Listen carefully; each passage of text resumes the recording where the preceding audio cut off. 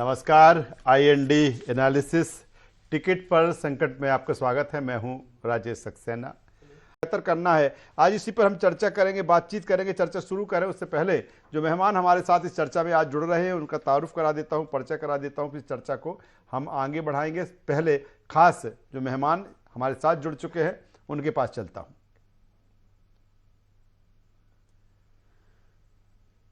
तो हमारे साथ तीन खास मेहमान जुड़ रहे हैं। हमारे साथ में हैं Shivam Shukla ji, media panelist, Bharatiya Janata party. स्वागत है शिवम जी आपका। हमारे साथ में डॉक्टर संदीप सबलोक जी, प्रवक्ता कांग्रेस। संदीप जी आपका स्वागत है। और हमारे साथ में हैं वरिष्ठ पत्रकार, राजनीतिक विश्लेषक चेतन भट्ट साहब। चेतन साहब, मैं आपका भी स्वागत करता हूं। ये रणनीति बनी कांग्रेस की कि नहीं, नए चेहरे हम सामने लाएंगे? राजेश जी, पहली बात तो मैं आपको ये स्पष्ट कर देना चाहता हूँ कि ऐसे कोई भी बात किसी भी नेता ने नहीं बोली कि वह चुनाव नहीं लड़ना चाहता।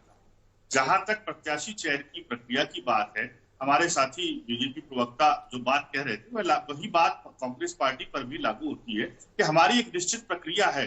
हमने लोकसभा स्तर पर अपने प्रभारी नियुक्त किए थे, जिनकी रिपोर्ट के आधार पर प्रदेश से नाम यहाँ से दिल्ली गए हुए हैं और केंद्रीय चुनाव समिति जो है उस पर विचार कर रही है। और जल्दी ही इस बात के संकेत भी मिलना शुरू हो गए हैं कि जल्दी ही पार्टी अपने 29 प्रत्याशियों की घोषणा कर देगी। देखिए राजेश जी, कांग्रेस पार्टी के पास खोने को तो कुछ भी नहीं है।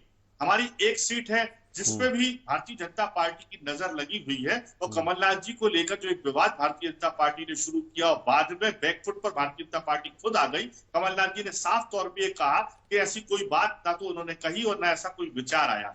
रही बात बाकी के प्रत्याशियों की, तो बहुत जल्दी हमारी जो प्रक्रिया है, हमारी चुनाव की केंद्रीय समिति है, वह इस पर लगातार विचार कर रही है, मंथन कर रही है और जल्दी ही नामों की घोषणा करेगी। सवाल भारतीय जनता पार्टी पर उठता है कि आपके जब 28 सांसद वर्तमान में मौजूद हैं, तो उन 28 सांसदों पर पार्टी का विश्वास नहीं रहा, नेताओं का विश्वास नहीं रहा या जनता का विश्वास नहीं रहा, जो आप उनके नाम घोषित नहीं कर पा रहे।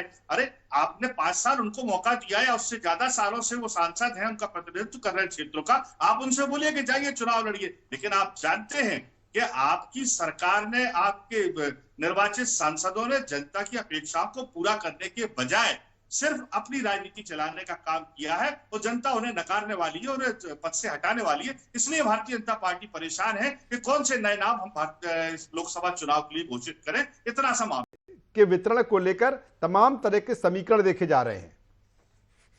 निश्चित रूप से राजेश जी, मैंने आपको पहले भी बोला कि कांग्रेस पार्टी कुछ खोने की स्थिति में नहीं है, कुछ पाने के लिए काम कर रही है।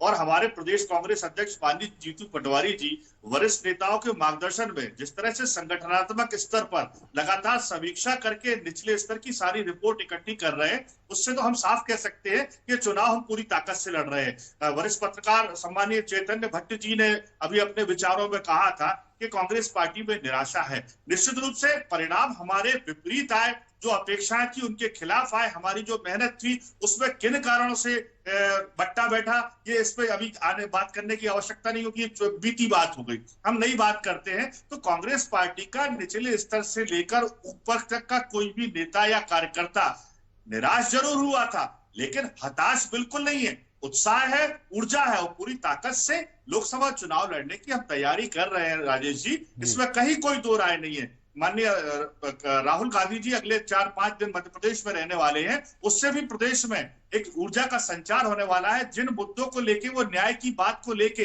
लोगों के बीच जा रहे हैं, उसका प्रभाव भी आपको निश्चित रूप से राजेश जी, मैं वही कह रहा हूं कि जो परिणाम आए वो अप्रत्याशित आए, उनकी हमने लगातार समीक्षा की।